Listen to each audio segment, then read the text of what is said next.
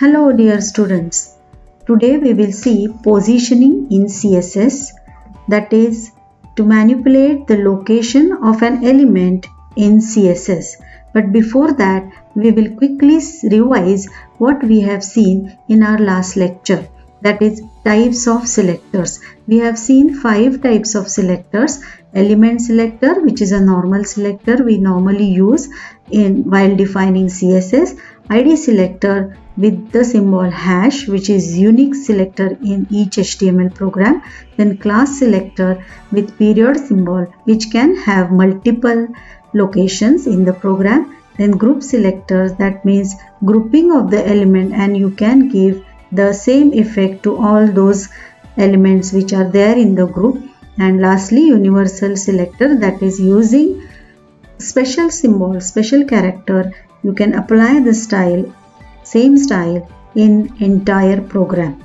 So today we will see positioning in CSS. The position property specifies the type of positioning method used for an element. Quickly we will see different position values. As it is a property, so it must have value. These are 4 types of values which can. First value is static value.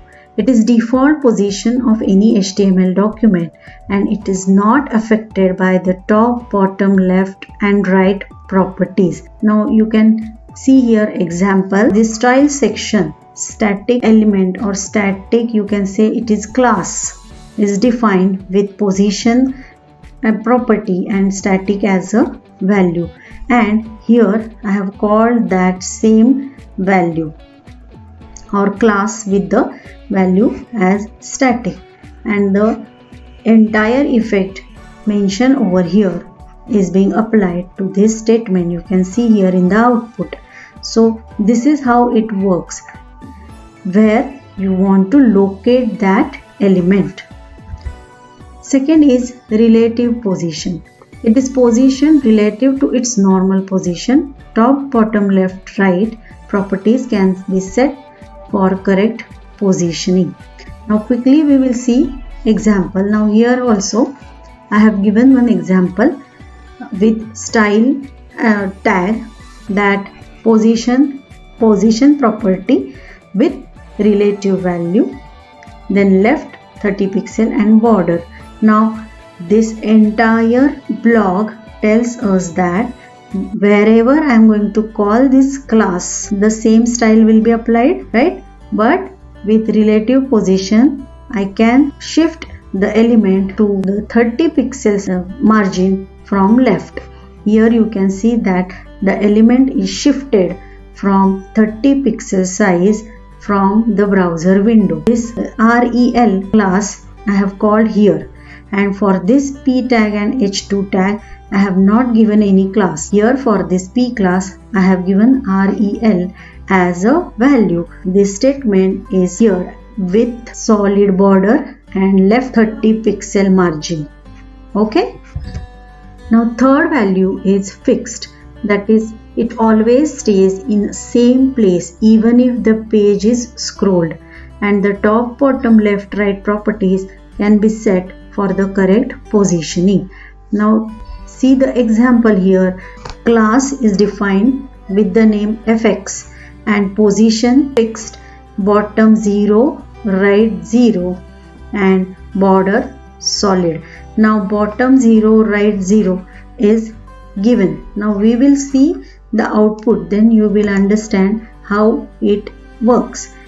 Now you can see here the element is at the bottom of the web page and with right margin 0. It is located at the bottom with at most 0 margin at the corner of the browser window. We will go to the program once again. See here, position fixed. So wherever I am going to call this class, the position of that element is going to be fixed. Here bottom margin is given 0 at the bottom of the web page. Right margin is given 0 at the right corner of the web page, and border solid, so that you can easily identify where the element is located. And this fx class is called here for this p tag. So this statement, that is this div element has position fx, this entire statement will appear at the bottom of the web page to the right hand side corner. You can see here the output. Next value is absolute value, where the element position is fixed at some specific location, but that location can be defined with the help of coordinates, and top, bottom, left, right properties can be set for correct positioning. Now in this example, the position is given absolute, top 80, right 0, width 200, height 100 pixel, and border solid. Another example is set here with the class.ab, position absolute, top 80, right 0, width some number, height some number, and border. I will show you the output so you will come to know what it is actually. Now I have given the entire element style for this block. Now you can see this is my entire web page, and the block is at the right hand side with 0 margin, and I have given some margin from top. We will quickly go back to the program. See here, top 80 pixel and right 0 means it is not going to leave any margin from right hand side, so that means it is going to be at most to the right hand side. Then width 200, height 100. Now this width and height is given for this box. For this box, width and height is given for this box, and border 3 pixels solid. This is color value, so this border is 3 pixel, that means thickness of the border, and solid means entire block will appear. And I have called this AB class for my this P tag. So this element has position absolute, has been applied the style which I have given in this AB class. See the output again, that this element has position absolute, style is applied over here. Look at this web page, and I'm going to show you next page. Now you have to tell me that which page you like the most, whether this one or the next one, that is this one. Have you noticed anything, any difference in it?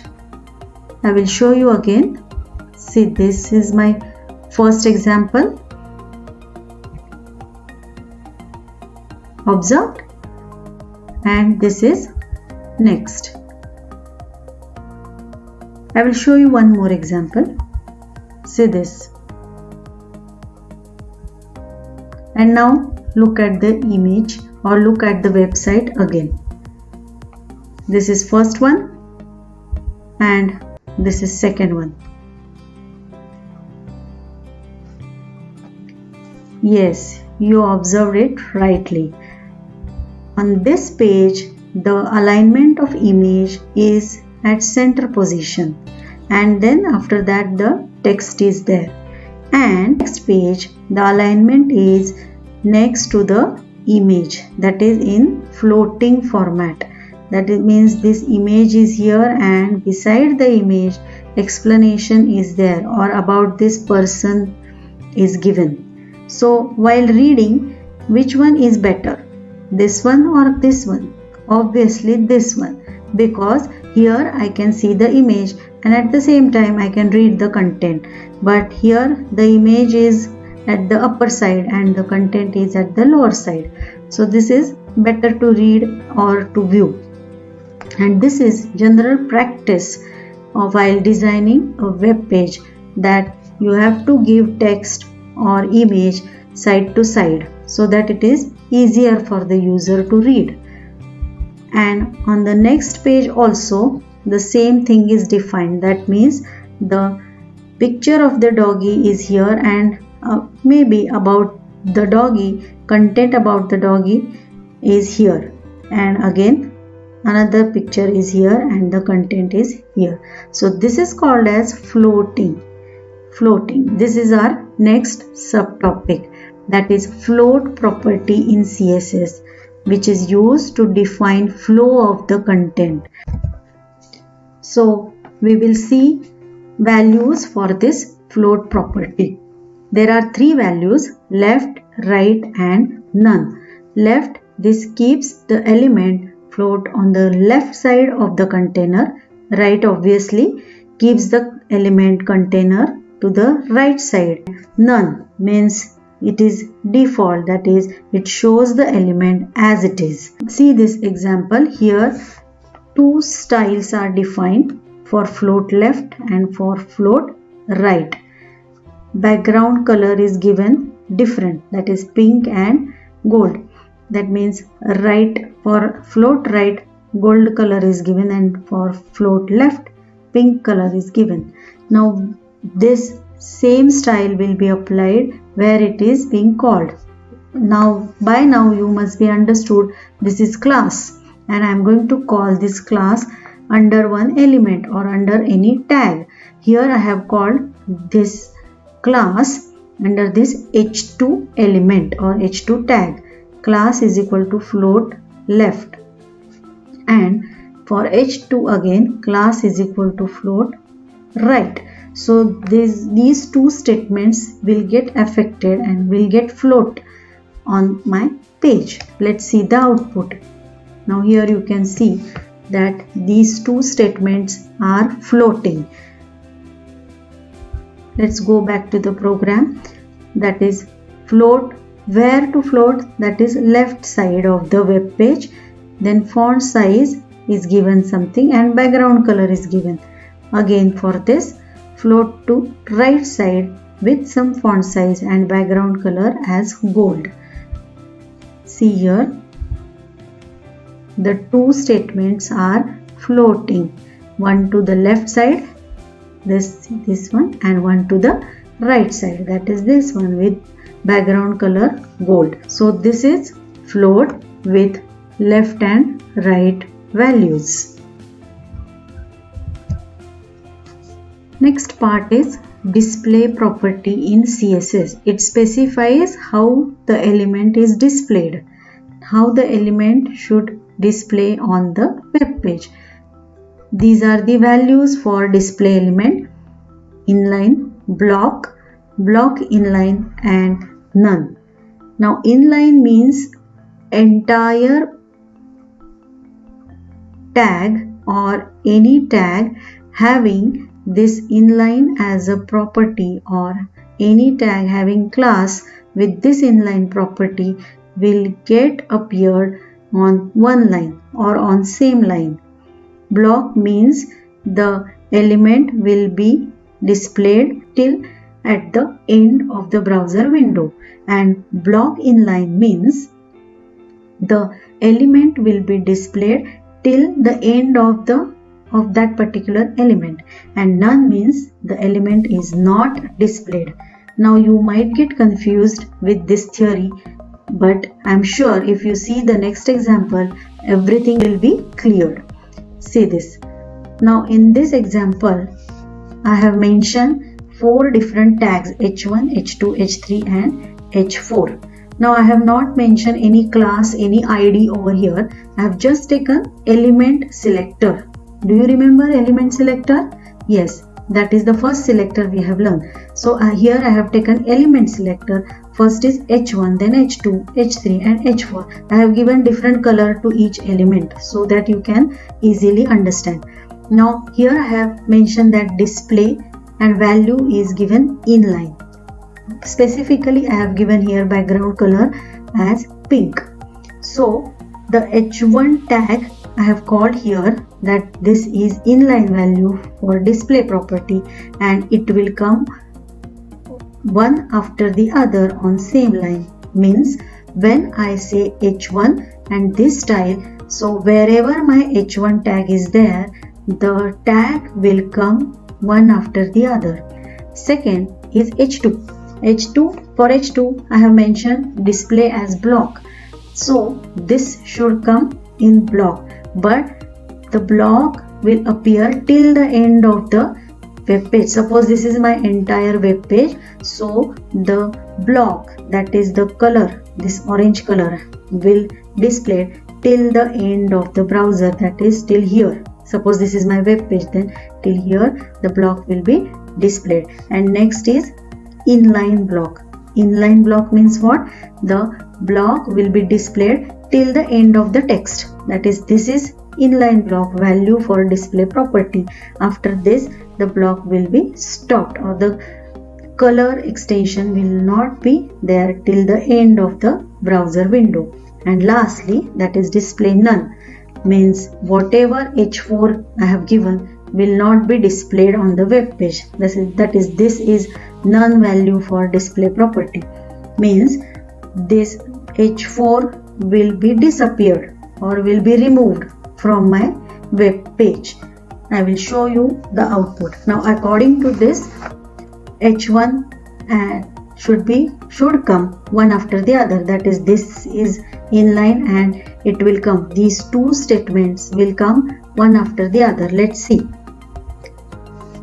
Yes, this is inline value for display property and it will come one after the other. That means these two lines are one after the other because here h1 tag is mentioned and for display property inline is given. Now next, that is h2. For h2, display block, that means the block should come till the end of the web page or till the end of the web browser. Let's see what is mentioned in h2. This is block value for display property with background color orange. Yes, have you seen here? This is block value for display property and the entire block is till the end of the browser. Okay, so the browser window is has finished over here and the block appear till here. Now we will see third one, that is display property inline block, and for this inline the sentence is this is inline block. Now inline block defines what? It should come the block till the end of this property word. Let's see. Yes, this is inline value for display property. Now the block color is not extended till the end because here I have mentioned as inline dash block and here only block. So this type of question might be there for fill in the blank question, that to display the background color till the end of the browser, dash value is used. So you are going to give answer as block, and to display the color to just for the text, dash value for display property is given. The answer is inline dash block, that is this. And last one, that is h4, display none, background color blue, and this statement. Now none means the statement should get disappeared, it should not be there. Let's see. After this, that is this is inline block, this statement should not be there. Yes, it is not appeared because I have given display as none. So whenever programmer wish that this content should not look right now, maybe apparently after a few days they want to display, suppose there is one notice regarding admission or regarding some formalities and it is being displayed right now, but for some days they want to hide that notice. So it is easy, just you have to mention that display none for that particular element or for that particular tag, and then the entire element will get disappeared. So this is all about display property in CSS, which is used to specify how the element is displayed on a web page. We have covered in this lecture three main properties used in CSS. First one is position property with 4 values: static, relative, fixed and absolute. Next is float property to arrange the text on the web page. Values are left, right and none. And last, that is display property to display the content on the web page with inline, block inline and none values. In next lecture, we will see how to add audio and video to our web page with some new tags and with some new attributes. Till then, happy e-learning. Stay home, stay safe, don't go outside until and unless it is very much essential. And if you have not yet subscribed to my channel, please subscribe and press the bell icon so that you will get the notification of my new video, Learning Today for a Better Tomorrow. Bye.